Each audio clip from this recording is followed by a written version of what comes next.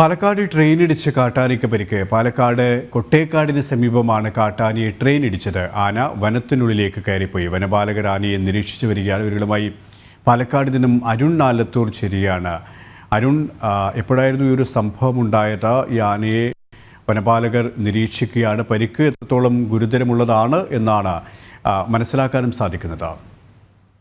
സുരേഷ്, ഇന്ന് പുലർച്ചെയാണ് ഇത്തരത്തിലൊരു സംഭവം ഉണ്ടായത്. ഈ കൊട്ടേക്കാടിന് സമീപത്തേക്ക് ഈ റെയിൽപാളത്തേക്ക് 5ഓളം ആനകൾ എത്തുകയായിരുന്നു.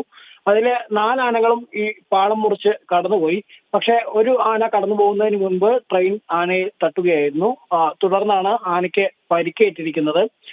വനപാലകർ ഇപ്പോൾ ഏതായാലും ആനയെ നിരീക്ഷിച്ചു വരികയാണെന്നുള്ളതാണ്. ആന കുറച്ച് ഈ ട്രെയിൻ തട്ടിയതിനു ശേഷം അല്പനേരം ഈ ട്രെയിൻ റെയിൽവേ ട്രാക്കിന് അരികത്ത് തന്നെ നിലയുറപ്പിച്ചിരുന്നുവെങ്കിലും പിന്നീട് വനത്തിനകത്തേക്ക് കയറി പോവുകയായിരുന്നു. നിലവിൽ ഏതായാലും ഈ വനപാലക സംഘം ആനയെ നിരീക്ഷിച്ചു വരികയാണ്. ആനയ്ക്ക് ചികിത്സ നൽകുന്നത് ഉൾപ്പെടെയുള്ള കാര്യങ്ങൾ ഇത്തരത്തിൽ അതിനുവേണ്ടിയുള്ള ശ്രമങ്ങൾ നടത്തിക്കൊണ്ടിരിക്കുന്നുണ്ട് എന്നുള്ളതാണ് വനപാലകർ പറയുന്നത്.